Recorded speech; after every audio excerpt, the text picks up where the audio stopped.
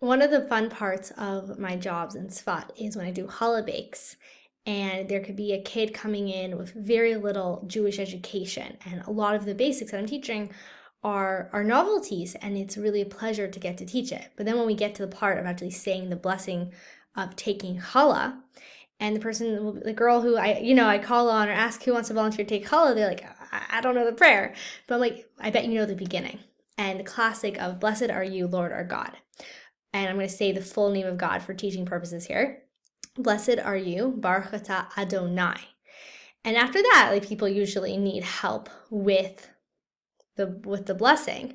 But that central beginning is how we begin most of our prayers. And so today we're learning a kavana, an intention of what we're really thinking when we're saying that prayer that starts, blessed are you, and that holy name of God I just said. And so really that name refers to master, and we're really giving ourselves over. It's a name that references to bittul. It's really surrendering to God. Literally the kavanah we're learning is preparedness to surrender one soul to God, that I'm no longer focusing on my bodily needs and this orientation of this identity of who I am and who I'm not, and just me, and I'm focusing on something greater, something higher. I'm not that I'm giving myself up. I'm giving in to something greater. A lot of times we think of self-actualization as, I need to become the best me that I can be. When I'm focused on that, I'm going to be very self-oriented. First, when I'm focused on what's needed from me right now, where can I give? Where can my talents be used in the best way in God's world? That is how we self-actualize. Self-actualizing is a byproduct of living a purposeful life. And so that is our kavanah of really giving ourselves over to God while we're saying, blessed are you, Lord our God. And so with this preparedness, one should also begin a regular course of study immediately after prayer. So this is one of my favorite customs, which is right after prayer, when the animal soul was fired up, or the animal soul was sleeping and now it's woken up, it definitely needs to go straight into holiness. And so there's a concept of learning the day's chitas, then learning the aliyah, the chumash of the day, the Torah portion as it connects to that day, or really learning anything that is going to put us right into holiness. And it's with this intentionally, I'm giving myself over to Hashem, because I just have all this fired up energy of prayer now, or my animal soul's been sleeping and it woke up, and I want to put that energy right into Torah study. And I definitely see the practical difference of when I pray and then go right into the day, or when I pray and take that time to harness that energy right into Torah study. With Binanim, it isn't practical that this intent of I'm giving myself over to God, I'm giving to something greater than myself, is going to be constant throughout the day. So therefore, the Alter Rebbe is telling us when it's proper for us to reset this intention. And this intention is really doing the mitzvah for its own sake. It's for the sake of this connection. It's for the sake of doing God's will. It's not, doesn't need to be some lofty Kabbalistic of I know the exact Kabbalistic intentions of this mitzvah. It's just I'm doing this for Hashem. And so renewing that kavanah throughout our day. And this is actually the exact same thing. If someone's writing a bill of divorce or a Torah scroll, they don't need to constantly be like, okay, I'm writing a Torah scroll. I'm writing a Torah scroll for God. Or, I'm writing this bill of divorce to fulfill this mitzvah of, helping people do this mitzvah of in this case, it's a mitzvah to divorce. And so rather, no, before they begin, they set the intention, and they carry on like that. And every time they're going to restart, they took a break, they're coming back to it, they're going to reset the intention and continue. And so it's the exact same thing with us. When a person studies for several consecutive hours, so even though someone's like involved in studying the whole time, interestingly enough, we could lose the plot. We get so into the intellectual idea or the depth or just the practicalities of it. We almost forget, like, I'm learning Hashem's Torah. I'm not just learning because this is fascinating. I'm learning because for the sake of learning God's Torah, that I want to connect to God through this wisdom that He gave me. I want to connect to the Nosein HaTorah, the giver of the Torah. It's like I could get the gift, and I'm just so focused on the gift, but I want to remember the person who gave it to me.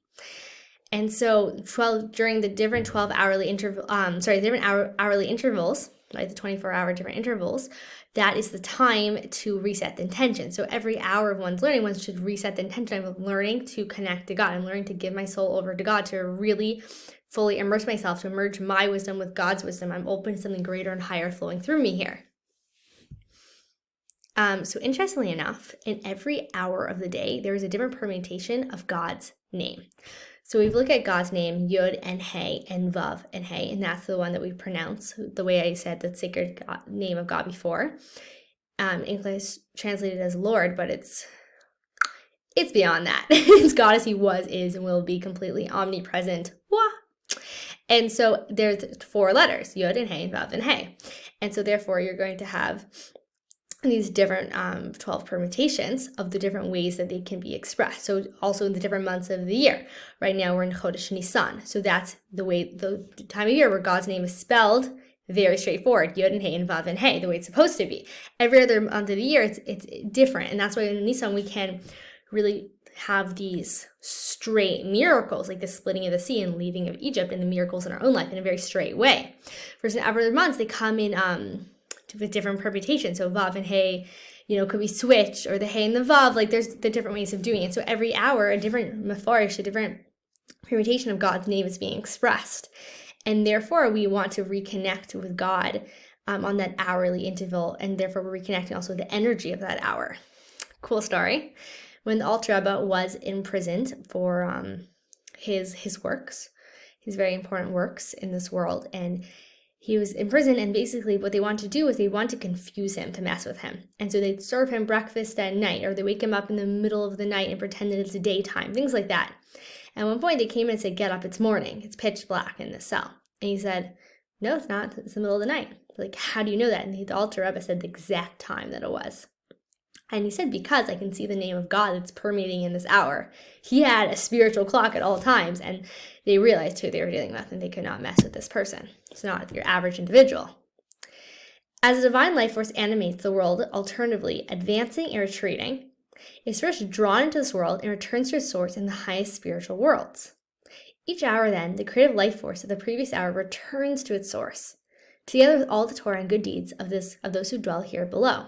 So the energy of that hour is now like going up back to its source, and right? So, and now we're like resetting ourselves. We're like going for another run of Torah and mitzvahs, and if we want to reconnect with that kavanah, that intention, as this new name of God is ruling for that hour.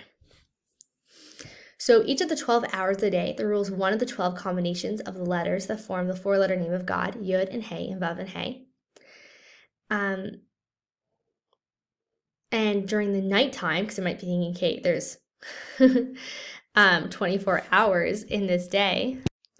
So at nighttime, it's named Adoni. So Aleph, Daled, Nun, Yud, this other divine name of God. Or just, it's spelled out the way we speak it.